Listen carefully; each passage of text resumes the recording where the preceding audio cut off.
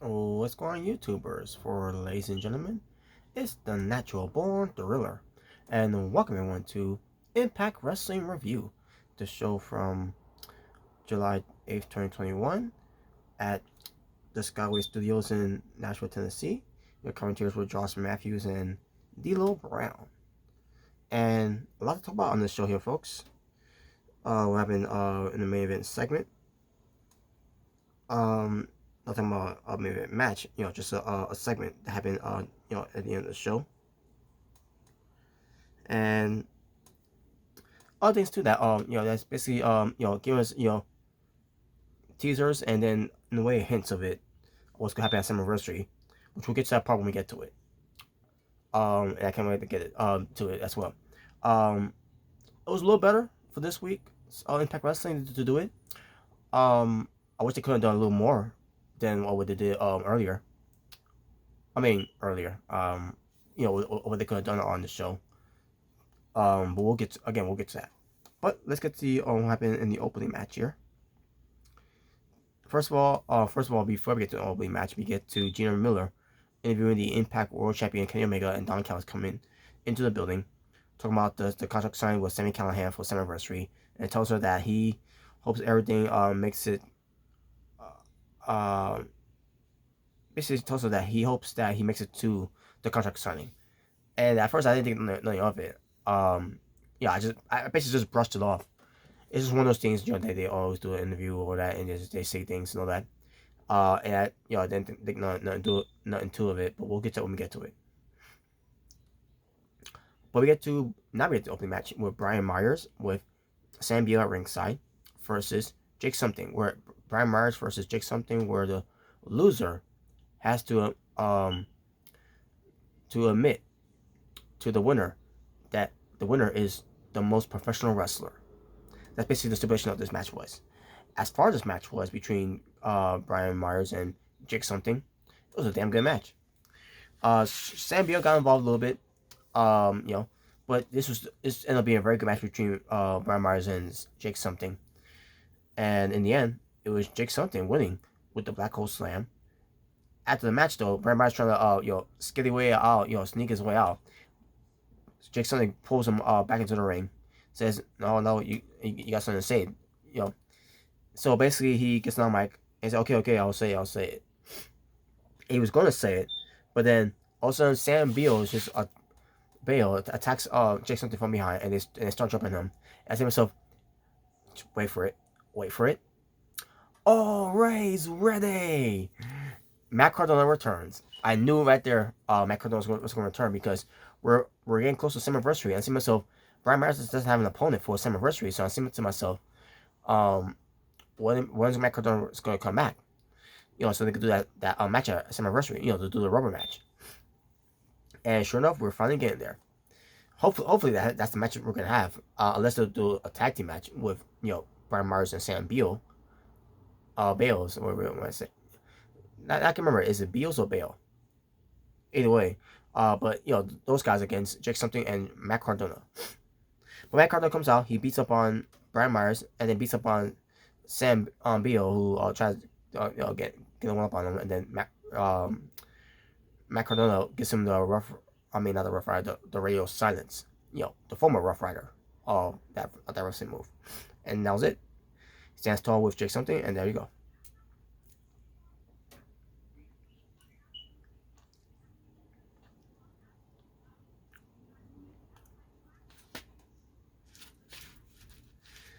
Alright, so then we get to Gia Miller. She interviews the Knockouts champion, Deonna Purrazzo.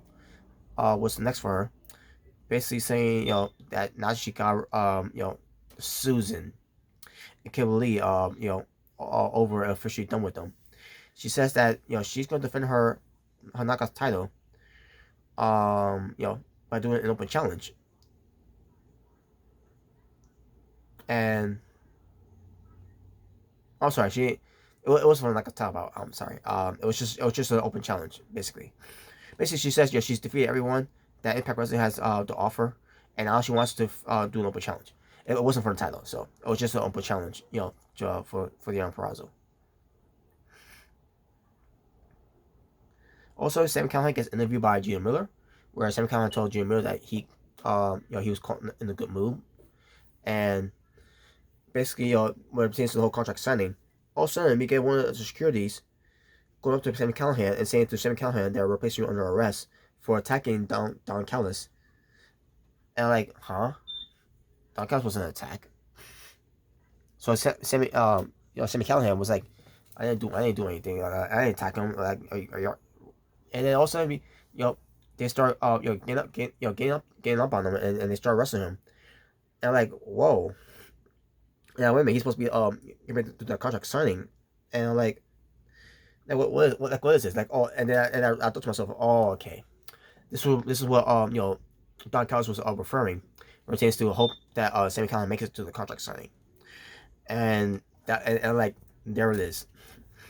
But we'll get to more of that when we get to Don Callis about that whole thing of him being assaulted by Sami Callihan, quote unquote assaulted by Sami Callihan. Deanna Prazo, the Knockouts champion, versus Lady Frost. And we've seen Lady Frost a couple times before in WWE, in AEW, and she's seen also most likely in the Indies, and she's here in Impact Wrestling. And she had a match against Deanna Prazo. It was a little back and forth, but it didn't last long because at the end of the day, Deanna Prazo gets to win the match. And yeah, not much to say about that. All of a sudden, Deanna Prazo gets on the mic and says what she gotta say.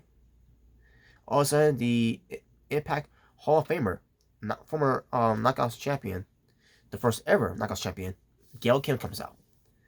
And I think to myself, Gail Kim's not going to wrestle. She's retired. She's not going to wrestle against Deanna Prazo, which would be nice. I would love to see it, but I think to myself, it's not going to be Gail Kim. It's going to be something that she's going to announce, that she's going to wrestle someone at Summerversary. So, they went to commercial break, by the way. They came back from commercial break, and Deanna Prazo was talking to Gail Kim and everything.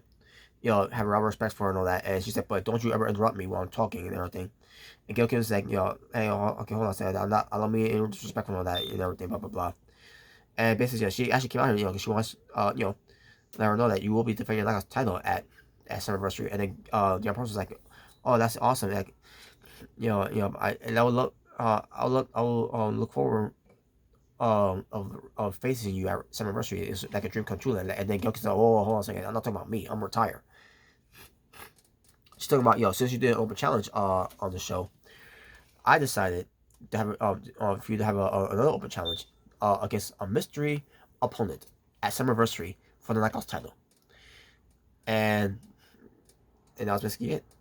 And it was good. It was a good exchange. A very good segment between Gail Kim and Deanna Prazo. And there you go.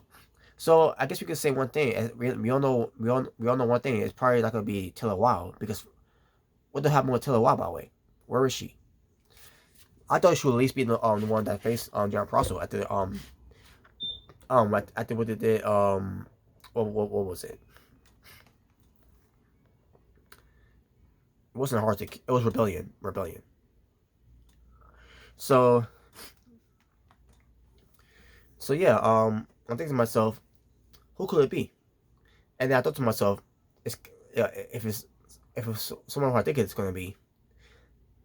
And all of a sudden, once that was done, all of a sudden, after this whole thing was done with the segment, they went to commercial, or because I'm not watching it live anymore, but either they came back from commercial and they showed the Impact Plus moment of the week, where they showed Mickie James wrestling. I guess it was against Winter. I remember seeing Winter there. I don't remember. I didn't really pay attention that much, anyways. But as soon as I saw Mickie James there, I asked myself, I wonder if it's Mickie James. I'm saying to myself, that's gotta be either a teaser or a hint that it's gonna be Mickie James. And if it is, I cannot wait to do a live reaction to that part, so I could hear Hardcore Country. That'll be awesome. So yeah, if it is Mickie James, which I hope it is, I won't be mad at that. So hopefully that it is Mickie James. I mean, who else could it be? Again, I don't think it's gonna be Taylor Wilde because again, what's going on with Taylor Wilde? Where is she? And top of that, who else is left there? Who else can they throw in there to face Deonna Purrazzo for the Impact Knockouts Championship title? The only solution is the only thing I can think of is Hardcore Country herself, Mickie James. So,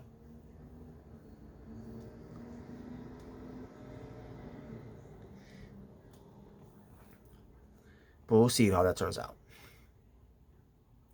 We go to Swinger's Palace. We don't see Johnny Swinger there though. We see the Swingerellas and Mamarella. Mamarella is Alicia Edwards. We see Hernandez, the bodyguard, and then Chris Sabin comes in. He's like, yeah, where's the swing man and all that, right? And basically, while Johnny Swinger there, and also no Johnny Bravo too. When no without those guys there, you know, there's nothing going on. And then Sammy, Chris Sabin said, "Yeah, I still love this place though." And then Chris Sabin asked one of the Stringerellas, I guess how many hours she works for or something. I don't remember how he asked her that. I don't remember how he asked her. It was the hours that she works for her. All of a sudden, Moose just blindsides him out of nowhere, beats him up. Hernandez trying to break it up because hey, no, there's no fighting here. And all of a sudden, Moose takes out Hernandez, and then Moose just keeps on beating him up and all that. Basically, these two guys preparing themselves as they face off at Summerversary, and that was basically it. So, yeah, that was something. I think myself, where's Johnny Swinger though? But we'll get to what happened with Johnny Swinger later on, and also with Johnny Bravo.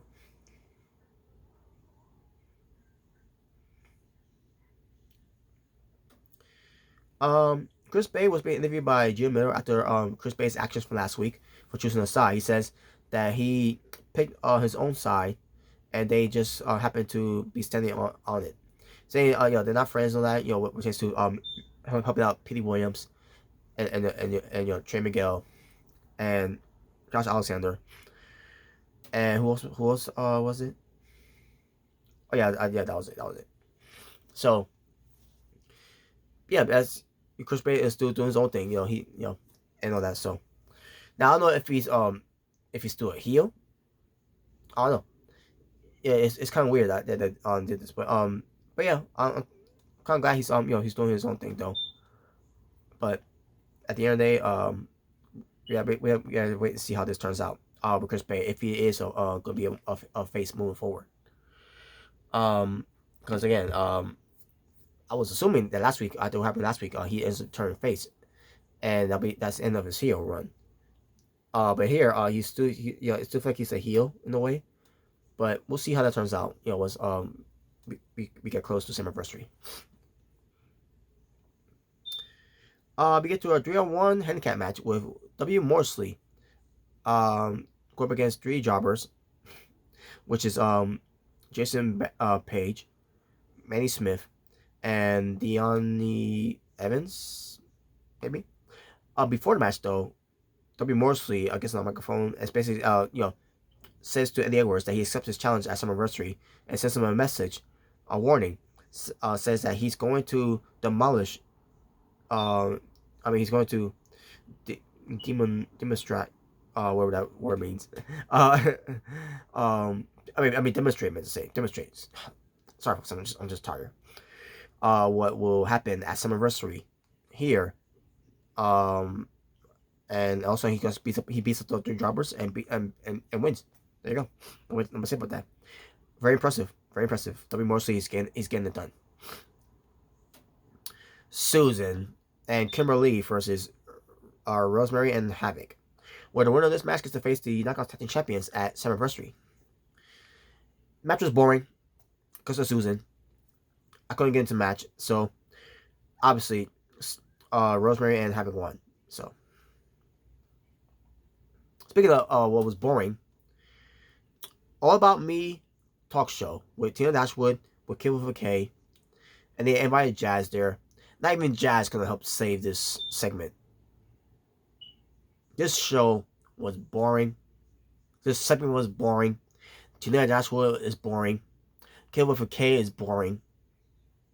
I'm surprised that Jazz didn't fall asleep during this board fest. This was garbage. I really don't want to talk about this segment. I'll just say this: Jazz was blindsided by Tina Dashwood, because she was over my mouth, blah blah blah. And I didn't care. Also, during the commercial break, Jazz was being helped up by securities, and then Jordan Grayson and Richard Ellery came in there and helped up Jazz and all that.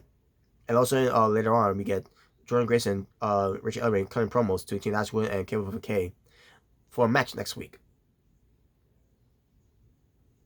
Well, thank God it's not on 7th anniversary. So, we get Rich Swann coming out with Way Mac.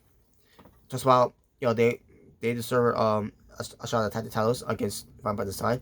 After sticking the nose in their business last week, against TJP and Falaba, and basically calling out Vampire Design. Also, TJP and Falaba comes out, and they basically say that we should be in line, and basically they're going back and forth about who's in line and everything. And then Vampire Design comes out to confront them, and I thought they was going to talk, Eric Young, to do the talking.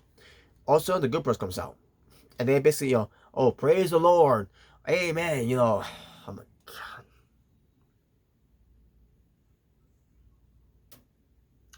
Basically, they want a shot at the tag titles too. So Tom Dreamer comes out because again he is an executive for Anthem, the representation, and basically it says that it's gonna be a 4-way tag team match at 7th anniversary for the tag titles, which is to the Good Brothers, Falaba, TJP, Wish Ron, Rudy Mack, and Vampire Design. Of whoever it's gonna be, which is to Rhino, Joe Doring, or maybe Joe Doring and Diener, whoever. In the meantime, Tom Dreamer in a match. Diener with Vampire Design ringside versus TJP with Falaba ringside with Rich Swann. Versus Rich Swann with William Mack at ringside versus Carl Anderson with Doc Gallows at ringside. Match happens. It was alright. I did get into it. I thought it was alright. In the end, it was Carl Anderson getting the win over Diener, and there you go. Not much to say about that. Yeah. So yeah, I didn't mind it. So, folks, I was supposed to read something about Don Callis, but I think I may have skipped it. Oh yeah, I did skip it. It happened after W. Morrissey's match, where Don Callis showed footage. Basically, he was being interviewed by Gina Miller. Him being attacked. He first explained about how he was attacked before by Timmy Callahan a while back, where he left him bleeding and all that. After the whole incident happened with Eddie Edwards. So, he basically showed footage of Sammy Callahan with a baseball bat. Basically, he's just this guy dressed up like Sammy Callahan, and Don Callis is begging him, don't do it, man. Don't hit me. You won't hit me. You won't hit me with a bat, will you? And then he throws away the bat, and also he punches him. It looks stupid, by the way. That whole thing looks stupid. It looks staged, but basically, yeah, that's what it was. It was basically it was designed that way. So some guy just looked like Sammy Callahan with some god awful looking like markers painted on his arms, looking like Sammy Callahan's tattoos. It looked terrible. And we're supposed to believe that's Sammy Callahan. So that's what it was. And then Scott DeWitt comes in and says, even though Sammy Callahan is in jail, the contract sign is still gonna happen. And there you go.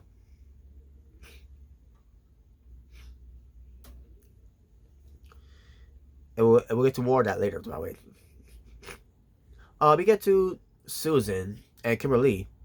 Basically, Kimberly had a plan all along. Even she knew that she knew that that they wasn't going to win, which is why she came up with Plan B. And she said, here's someone that can help us. And it's Sinister Minister himself, Father James Mitchell. And I say to myself, dang God, can we please bring back Su Yung and finally kill Susan? Because Susan is not working for me at all. I don't see how anyone could be a fan of this character of Susan. So trust me, I am Susan, and that god awful music of hers, and the way she dressed, the way she looks, she looks ridiculous.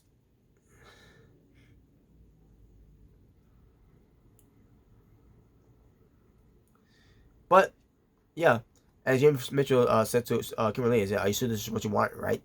And Kimberly's like, "I'm positive." And I say, "Well, why does Kimberly even care? Why does Kimberly even? I don't get it. I do not understand that. You tell me that Kimberly is gonna help tame the undead bride and Sue Young.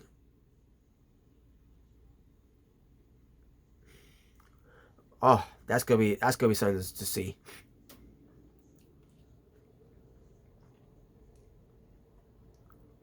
Contract signed for the Impact World Championship title match at Summerversary. Scott Tamori, conducted. He brings like Kenny Omega and Don Callis. And Don Callis talking this nonsense and all that, blah blah blah. Also, these lights going out, and all that. And I said, so what's going on here? And what that Sammy Collins gonna come in? And before all that happened, by the way, Kenny Omega did sign on the dot line. So yeah, and then the whole lights will start flickering and all that, and malfunctioning.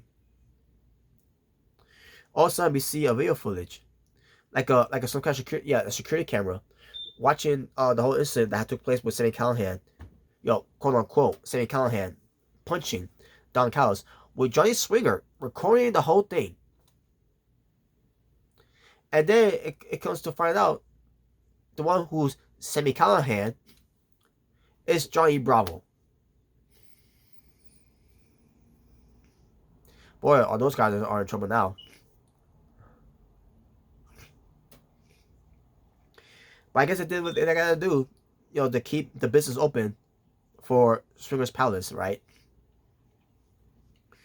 And then Don Callis trying to make an excuse like, oh, that's been that's a it's kind of mixed up over. I don't know. Like he always got an answer for everything. Don Callis, he's a genius. I'll give him that. He's a genius. He's very smart. He always got to find a way to find another way out of this. To convince other people that of his of what he's saying is true and is right. He's a con man. At the end of the day, he's a con man.